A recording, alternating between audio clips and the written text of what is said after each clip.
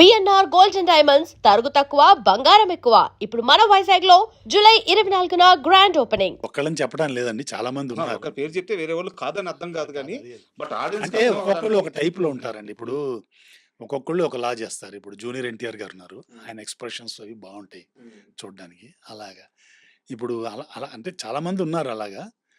నేను పర్టికులర్ చూసిన జూనియర్ ఎన్టీఆర్ గారి ఎక్స్ప్రెషన్స్ అవి నాకు బాగానే అనిపిస్తుంది నాకు. అలాగే ప్రభాస్ గారు కామెడీ, ఇప్పుడు రాజాసాబ్లో ప్రభాస్ గారు కామెడీ టైమింగ్ అవి చూస్తే బ్రహ్మాండంగా ఉంటుంది.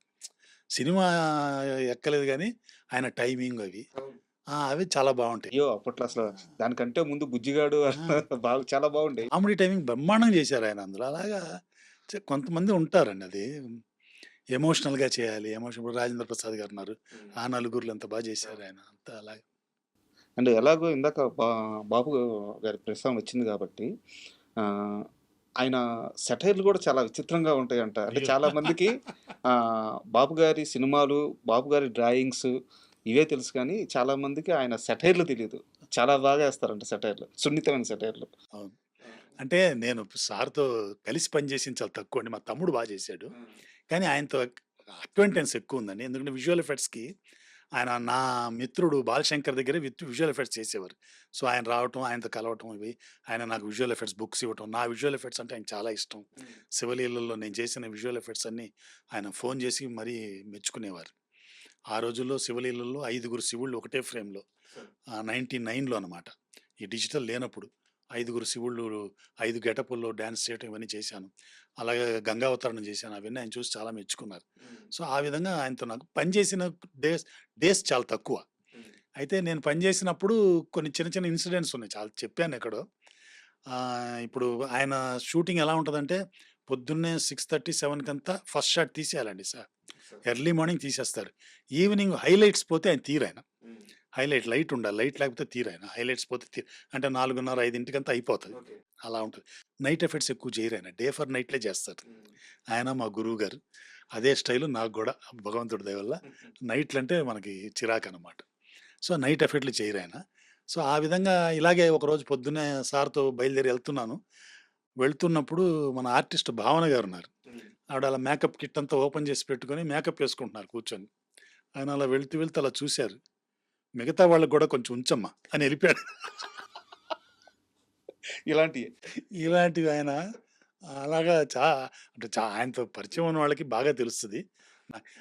అలాగే ఆయనతో నాకు చిన్న ఇన్సిడెంట్ అనమాట. అంటే యాక్చువల్గా ఆయనతో ఒక సినిమా చేయాల్సింది నేను, ఆయన ప్రొడ్యూసర్గా, సార్ డైరెక్టర్గా.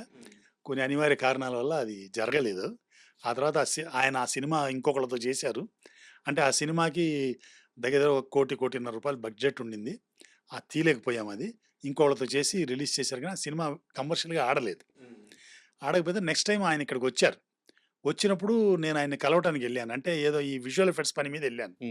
వెళ్ళినప్పుడు ఆయన మీరు గారు ఎప్పుడు ఇస్తున్నారు పార్టీ అన్నారు. ఆయన ఏంటి పార్టీ ఏంటి సార్ అన్నారు. 1.5 కోటి మిగిల్చానండి మీకు అన్నారు. మహానుభావులు అండి, నిజంగా గ్రేట్ పీపుల్. అండ్ ఇప్పుడు మనం ఒక పెద్ద స్టార్ గురించి మాట్లాడుకున్నాం.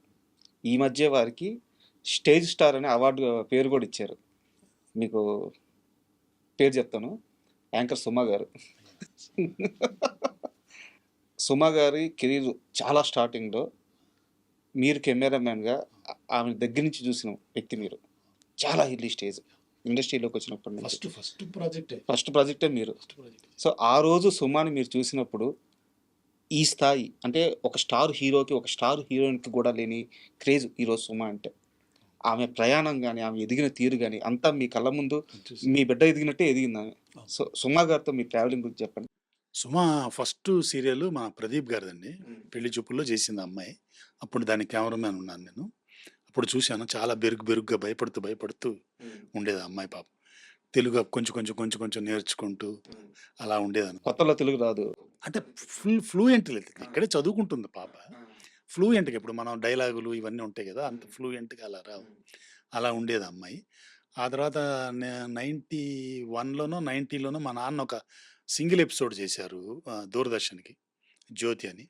ఆ సింగిల్ ఎపిసోడ్లో అశోక్ కుమార్ గారు, అశోక్ రావు గారు, ప్రదీప్ గారు, అగస్త్య శాస్త్రి గారు, పెద్ద వాళ్ళు ఆ రోజుల్లో, సివిఎల్ నరసింహారావు గారు, శిల్ప గారు, అందులో సుమ కూడా ఒక చిన్న క్యారెక్టర్ అనమాట, నర్స్ క్యారెక్టర్. సుమ అప్పుడు ఏంటంటే భయపడుతుండేది. ప్రదీప్ గారు సీరియల్ అయితే చేస్తాను, లేదంటే మీరుంటే చేస్తానంటే ఆ యూనిట్‌లో పరిచయం కదా! కంఫర్ట్. అందుకని నా అందులో చేసిందనమాట. ఆ ఎపిసోడ్ కూడా చేసింది. ఆ తర్వాత అలాగే ట్రావెల్ అయ్యాం మేము. చాలా మంచిది. వాళ్ళ అమ్మగారు, వాళ్ళ నాన్నగారు అందరితో కూడా పరిచయం. ఆహ్, మ టాలెంటెడ్ అని తెలుసు. మాకింత వస్తదని మనకెట్ట తెలుస్తది? చాలా టాలెంటెడు. గ్రాస్పింగ్ పవర్ చాలా ఎక్కువుండేది ఆ అమ్మాయికి. ఆ తర్వాత సీరియల్స్ అవన్నీ చేశాం మేము. ఆ తర్వాత మేము 94లో నేను దూరదర్శన్‌కి ఒక సీరియల్ చేశానండి. 'జీవన రాగం' అని ఒక సీరియల్ చేశాను దూరదర్శన్‌కి. ప్రొడ్యూస్ చేశాను. ఆ సీరియల్ ఏంటంటే అన్ని పాటలే ఉంటాయి అందులో. హ్మ్. మనిషి పుట్టినప్పటి నుంచి దేహం వదిలేసే వరకు మనకుండే ఫంక్షన్స్‌లో, మనకుండే వాటి మీద పాటలనమాట. Traditional songs. అబ్బా! ఇప్పుడు పిల్లోడు పుట్టగానే ఉయ్యాల్లో వేసి 'జో అచ్యుతానంద జో జో ముకుంద' అని పాడతాం. ఆ పాట. తర్వాత వ నలుగు పెడుతూ 'తారంగం తారంగం' అని పాడేది. ఆ తర్వాత చిన్న పిల్లలు పాడుకునేది. ఆ తర్వాత అమ్మాయి పెద్ద మనిషి అయిన తర్వాత దంపుడు పాటలు. పెళ్లి 4 ఎపిసోడ్‌లు. ఆ తర్వాత ఆ పెళ్లిలో ఉన్న శోభనం ఇవన్నీ వస్తాయి. తర్వాత పెద్దోళ్ళయ్యారు. వానప్రస్థానం. తర్వాతేమో ఇంక మంగళం. ఇలాగా మొత్తం లైఫ్ హిస్టరీ మీద సాంగ్స్ అనమాట అవి. మొత్తం సాంగ్స్.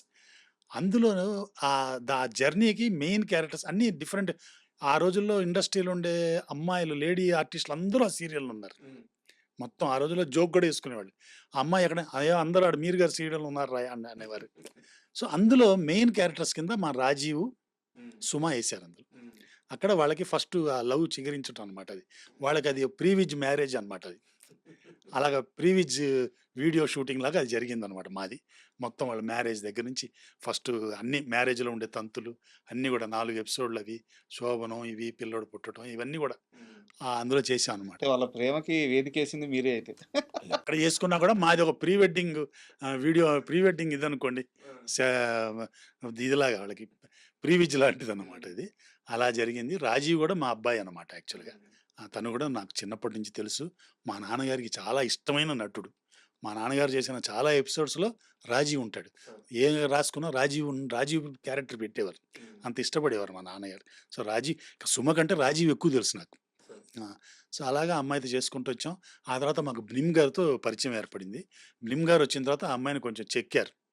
భాష, గీష అంతా బాగా చెక్కి ఆ అమ్మాయిని ఒక మోల్డ్ చేశారనమాట ఆయన. సో, ఆయన దగ్గర భాష, నా దగ్గర హ్యూమర్ ఎక్కువుండేది. కొంచెం స్పాంటేనిటీ అది ఉండేది. అమ్మాయి ఇప్పటికి కూడా చెప్తుంటది అక్కడక్కడ. మీరు గారి స్పాంటేనిటీ ఆ బ్లిమ్ గారి దగ్గర భాష నేర్చుకున్నానని. ఇప్పటికి కూడా అమ్మాయి చాలా అణకువ అది, ఆ మర్యాద ఇప్పటికి గూడా ఏదైనా ఫంక్షన్ ఉంటే మర్చిపోకుండా నన్ను, మా మిసెస్‌ని పిలవటం. ఇవన్నీ అంటే ఎంత ఎత్తు ఎదిగినా మూలాలు మర్చిపోకూడదంటాం గదా! అవన్నీ అమ్మాయి మర్చిపోకుండా మమ్మల్ని ఇలా గౌరవించటం ఇవన్నీ అందుకే వాళ్ళు అంతంత పెద్ద స్టార్స్ అవి అయ్యారనమాట వాళ్ళు. గ్రేట్ జర్నీ సార్ అది. చాలా అంటే సుమ గారిని చూస్తున్నప్పుడు ఆ! ఆహ్, అంటే మనకే ఇట్ట అనిపిస్తుంటే ఒక అమ్మాయి, ఒక చిన్న అమ్మాయి ఆ! పల్లెటూరులోనో, ఒక చిన్న టౌన్‌లోనో ఉన్న అమ్మాయి ఇండస్ట్రీకెళ్ళాలి. నేను ఒక యాంకర్ అవ్వాలో, ఒక యాక్టర్ అవ్వాలో, ఒక టెక్నీషియన్ అవ్వాలో అని ఒక కల ఉంటది. బట్ ఎదురుగా ఒక శిఖరం ఉండాలి. ఇప్పుడు చాలామందికి చిరంజీవి గారు. చాలామంది నేను చిరంజీవిని అవ్వాలనే ఇండస్ట్రీకొచ్చేది. అవతారా, అవ్వరా అనేది తర్వాత సంగతి. ఒక ఇన్‌స్పిరేషన్. అలాగా కొన్ని లక్షల మంది ఆడపిల్లలకి సుమ గారిని ఒక ఇన్‌స్పిరేషన్‌గా ఈరోజు తెలుగు వారికి నిలబడి ఉంది. సో, చాలా గర్వంగా అంటే అది అంత ఈజీగా వచ్చింది కాదండి. చాలా డెడికేషను, చాలా హార్డ్ వర్క్ చేసింది ఆ అమ్మాయి. హ్మ్. చాలా సాక్రిఫైసెస్ చేసింది. అన్నీ చేయబట్టి ఇప్పుడు ఆ తర్వాత ఈ గ్రాటిట్యూడ్, హ్మ్. గ్రాటిట్యూడ్ ఉన్నది. ఇవన్నీ ఉన్నాయి కాబట్టి ఆ అమ్మాయి ఆ హైట్స్‌లో ఉంది. హ్మ్. అలాగే ఉంటదని భగవంతుని హ్మ్. ప్రార్థిస్తున్నాను. బట్ సుమ గారి గురించి చాలా గొప్పగా చెప్పారు. మరి మీ అబ్బాయి రాజీవ్ ఆ! ఎక్కడ మాట్లాడినా మా అబ్బాయి, మా పిల్లోడు, మా ఇంటి బిడ్డే అని ఆ! చెప్తారు. ఎందుకండి ఆయనకి అంత మొహమాటం? ఏమో అదే మొహమాటం అంటే ఆన్ స్క్రీన్ అలా ఉంటాడేమో గానీ ఆఫ్ స్క్రీన్ తెలుసు. మా దగ్గర బానే ఉంటాడు. హ్మ్. ఎక్కడ కలిసినా గాని, ఎక్కడన్నా మాట్లాడినా గాని, 10 మంది ఉన్న దగ్గర గాని, ఏదన్నా అడగాలన్నా మొహమాటమే ఆయనకి. అలాగే. నాకు తెలిసి ఛాన్స్‌లు కూడా అందుకే అడగట్లేదేమో ఆయన. లేదు. ఇప్పుడు బాగా బాగా చాలా చాలా వర్క్ సినిమాలు చేస్తున్నాడు. చేస్తున్నాడు. చాలా అవును. చేస్తున్నాడు. అవును. వెరీ గుడ్ ఆర్టిస్ట్ అండి. అబ్బో! ఎక్స్‌ప్రెషన్స్ సూపర్ అసలు. నాకు తెలిసి ఏం ఆయన ఎక్స్‌ప్రెషన్స్ అవును. అండి బాబోయ్! ఆయన టాలెంట్‌కి ఇప్పటికి కూడా రావాల్సిన అవకాశాలు రాలేదేమో అనిపిస్తుంటది. Great artist. గ్రేట్ అంటే యాక్టర్. ఎక్స్‌ప్రెషన్స్ ఫేస్ మీద హ్మ్. చాలా గ్రేట్. అండ్ మీరిందాక మాట్లాడుతూ సీరియల్స్‌లో మనం ఒక బిడ్డ పుట్టినప్పటి నుంచి ఎదిగేదాకా కాన్సెప్ట్ ఓరియెంటెడ్‌గా సాంగ్స్ ఉంటాయి అని చెప్పి. అది ఒక జీవిత చక్రం. సార్ ఇది ఒక సీరియల్ కోసం ఆలోచించిన ఐడియా. ఆ, అంటే అంటే అది మా నాన్నగారి ఐడియా అండి. అబ్బా! మా నాన్నగారు ఆయన దేహం వదిలేసే ముందు అప్లై చేశారు ఆయన ఐడియాతో. ఆ! ఆయన వెళ్ళిపోయిన తర్వాత ఆ సీరియల్ నాకు వచ్చింది. హ్మ్. అది నేను ఎగ్జిక్యూట్ చేశాను. అంటే ఒక సీరియల్ ఐడియా ఎంత గొప్పగా ఉంది సార్. అంటే నేను ఇప్పుడు ఎవరిని విమర్శించట్లేదు. ఈరోజు సీరియల్స్ అంటే మీకు క్షమించాలి, మేము అడ్డుపడుతున్నాను. ఈ సీరియల్ మొత్తం కూడా మేము అన్నపూర్ణ స్టూడియోలో చేసామండి. సార్. టోటల్ అంటే అక్కడ మండువాలోకి వెళ్ళి అక్కడ చుట్టుపక్కల చేసేవాడు. హ్మ్. అప్పుడు అన్నపూర్ణ స్టూడియోలో ఉండే మేనేజర్లు వాళ్ళు నాకు చాలా హెల్ప్ చేశారు ఆ సీరియల్కి. సార్. సో అక్కడే, ఎందుకంటే అమ్మాయిలు వీళ్ళందరూ ఉంటారు కదా. ఇది 94లో చేసిందండి, 95లో టెలికాస్ట్ అయింది అది. సో ఆ టైంలోకి అక్కడ చేసాం మేము. అక్కడ చేస్తున్నప్పుడు చాలామంది డైరెక్టర్లు, ఇప్పుడు కృష్ణవంశీ గారు వాళ్ళు కూడా వచ్చి చూసిపోయేవారు. హ్మ్. ఇంతమంది ఆడవాళ్ళు ఉన్నారేంటి, ఈ తతంగాలు ఏంటి, సాంగ్స్ పెట్టుంటాం కదా, అవును. సాంగ్స్ ప్లే అవుతుంటాయి, ఇవన్నీ ఏంటని చూశారనమాట. సార్. నాకు తర్వాత మురారి అవి కూడా ఆల్మోస్ట్ కొంచెం దీని ఇన్స్పిరేషన్ కూడా ఉండొచ్చేమో హ్మ్. అని నేను అనుకోవటం. హ్మ్. అంటే